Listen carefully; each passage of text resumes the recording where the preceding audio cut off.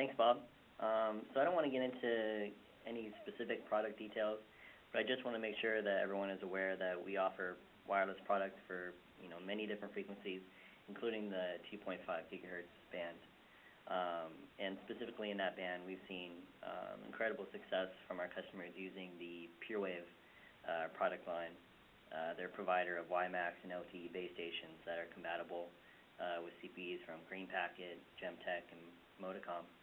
So if anyone does have any product inquiries, I can definitely get you guys in touch with someone here at Moonblink who can assist you in that. So with that, we can move on to the Q&A section. So if anyone has any questions, it'd be much appreciated if you could insert those into the Q&A box on the bottom right of your screen. You can also find our contact information and Bob's contact information on this slide right here. And while we're waiting for questions to come in, Bob, is there anything else you want to say on that Clearwire question that we had earlier? I think it'll mostly be a repeat. Okay. I'd be glad to look at what they have in terms of devices on their website. I think you can also see them displayed through the Sprint website, because anything that says Sprint 4G would be a device that's compatible with the Clearwire network. Sprint is reselling that Clearwire network. I know Samsung has been also, besides being involved on the equipment side, they've also been involved on the device side. And certainly I hear Huawei mentioned frequently. By the way, earlier I said Motorola, and that was a division of Motorola that got sold off, and I have to think if I can come up with a new name here. I'll look while we wait for questions.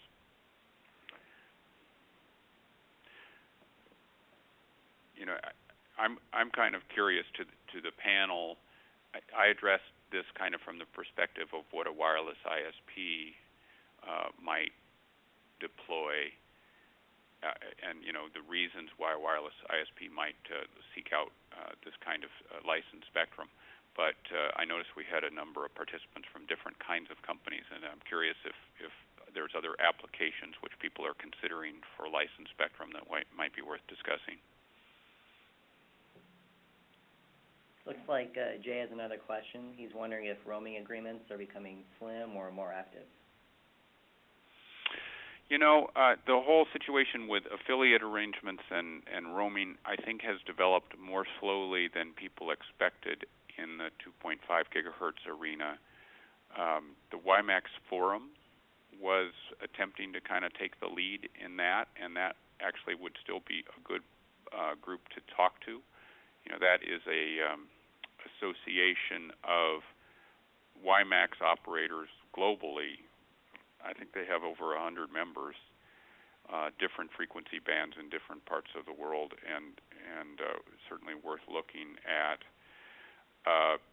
Clearwire has become a wholesale provider, and Sprint also wholesales the Clearwire network. So both of those companies are willing to, sell the ability to use devices that work on your home network and would also work on the carrier's network in other parts of the country. The true roaming and affiliate relationship, I haven't, which would be a two-way kind of a situation, which is, where if a Sprint subscriber or a Clearwire customer came to operate on your network or in your territory, they'd use your network. I haven't seen one of those develop yet, and I think there's some question now with Clearwire shifting to LTE. Is that going to happen in the WiMAX arena, or is it going to happen in the LTE arena? So there's some significant uncertainties, and probably has slowed down the development of those affiliate/roaming relationships. Okay, I have a question sent directly to me. It asks, does the 3-to-1 channel repacking indicate the possibility of asymmetric FDD? Read that one again slowly. It says, does the 3/1 channel repacking indicate the possibility of asymmetric FDD?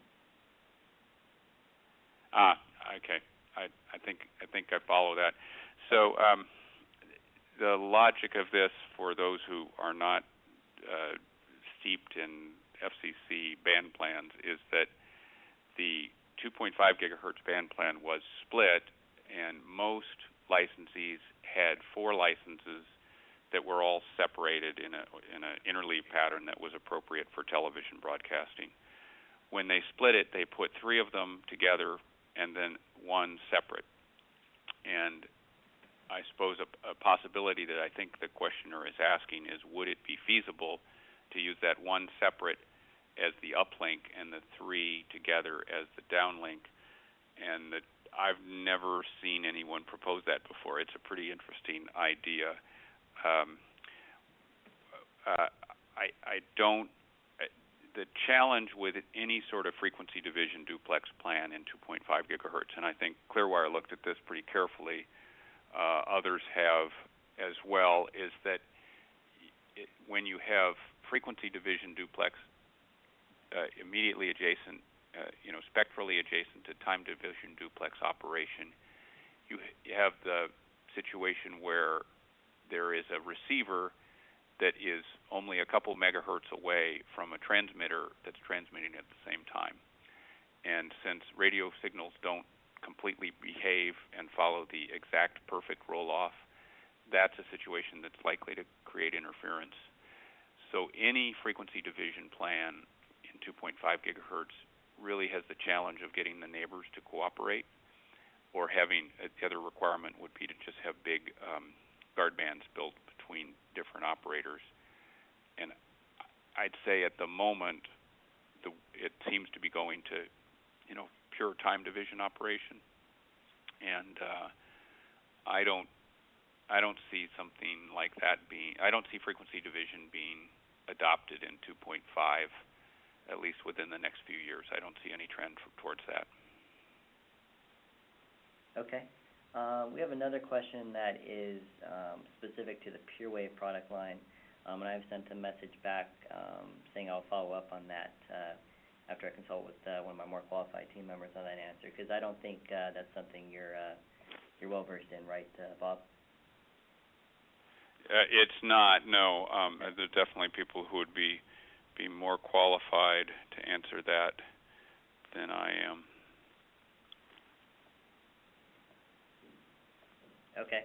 And I would just read the question out loud, and if anybody is interested or know the answer, you can just reply, everyone. But it says, assuming 360 degrees coverage, no more than 10-mile radius, 3 channels available to use, what is the expected throughput at 5 miles, 7 miles, and 10 miles? And what is the maximum channel size that PureWave will support? So that was a question I'll follow up with later, and if anybody else has an answer, they can reply to me, and I can spread that message on to everyone else. I'll try to answer. What I hear generically is that sort of good performance or moderate performance is 2 bits per hertz. So if you have a sector that has 10 megahertz, a 10 megahertz channel, you'd be driving 20 megabits through that sector. And obviously you can use sectorization and multiple channels to ramp that up, but that's kind of a ballpark performance. You can get certainly higher performance than that if customers are closer in and conditions are nearer ideal. I do think that when you start to get out to 10 miles, that's unusual to see that kind of range deployed. That most operators are deploying at, I'd say, 7 miles or less for the cell radius. By the way, I dug up the name of the company that used to be Motorola and is handling the WiMAX equipment that is in Clearwire's network and some other networks as well. It's now called NewNet. Okay. It looks like Jay responded saying that 10 megahertz is the max cause of the 802.16e standard, and that PureWave will recommend using N equals 3 channel reuse. And then also, Bob, referring to the question about the channel repacking Mhm. in the asymmetric FTD. I just know the person who posed that question responded with that it seems to make the orphan 6.5 channel useless. Is that correct? Yeah.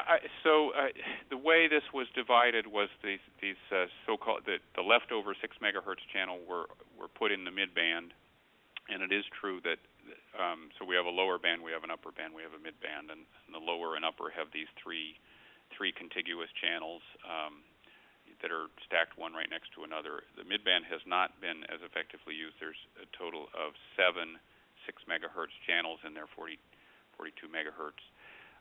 It's not been as significantly used. It was originally expected that in some areas, and this is happening but rarely, broadcast television, digital television, would still be put in the mid-band. I think what we're going to see over time is that the mid-band is going to gradually be reclaimed for TDD operation.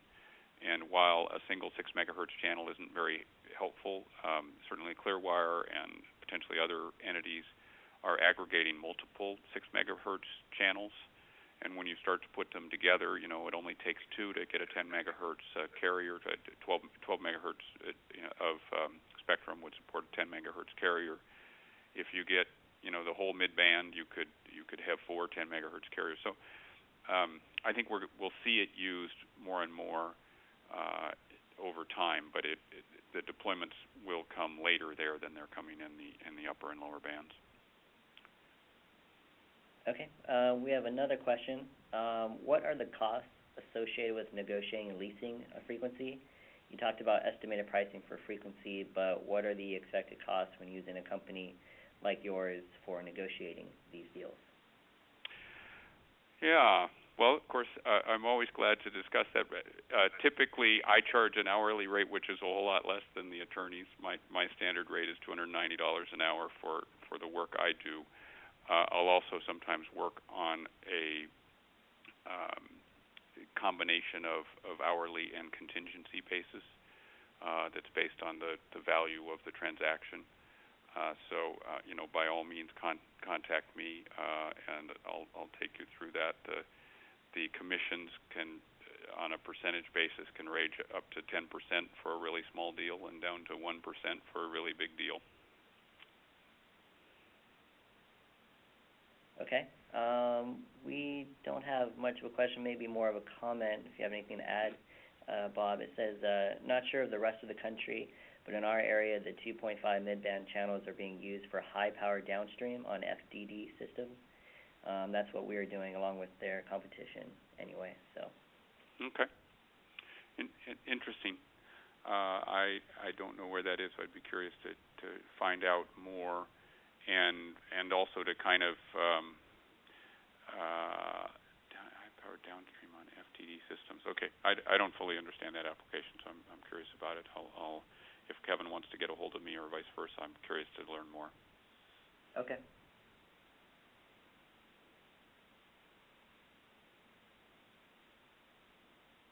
So if there's any more questions, I'll wait another 30 seconds or a minute, see if any more come in. But other than that, it looks like the questions are drying up.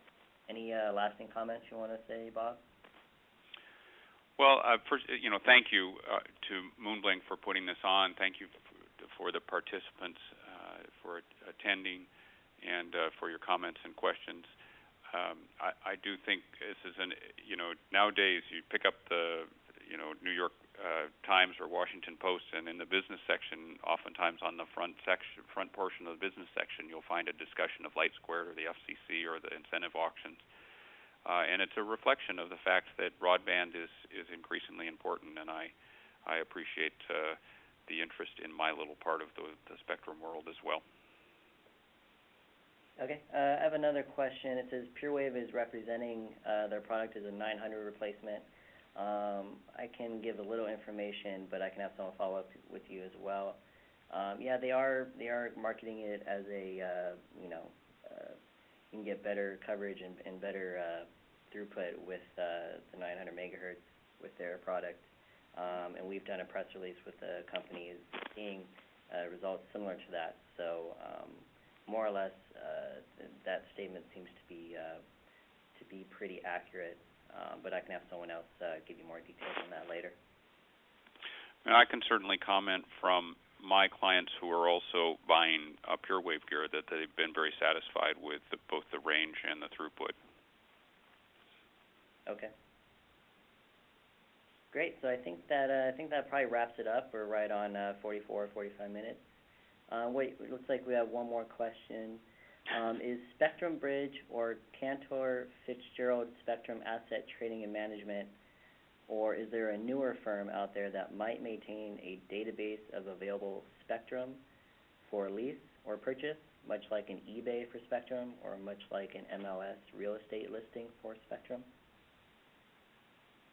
So these are, in some sense, my competitors, although different. They take different approaches and come at this from different perspectives. Spectrum Bridge has certainly attempted to have kind of a listing, an MLS for Spectrum, and that's a good place to check. And Cantor Fitzgerald is, to my knowledge, they're taking more like an investment banker kind of an approach as sort of privately marketing Spectrum. They did attempt a Spectrum exchange, and it was not successful. It's a number of years back. Think Enron, right? Because they were also theoretically going to be exchanging broadband. The challenge in this market is the number of transactions are not that high. And so it's not like the stock market, in my opinion. We may get there, and the FCC certainly wants to take us in that direction where there are, spectrum is more free-flowing and available to parties that want to use it, and I think it's a good direction. But we're getting there gradually, and we're still a little bit at the personal contacts and shoe leather stage of the market, and moving towards more of an electronic market for spectrum as well. Okay, great. So I guess we're about a minute past, so we did good time, and really appreciate it, Bob, and I appreciate all the attendees for attending and asking questions, and hope you guys found it useful. So with that, thanks for attending, everybody.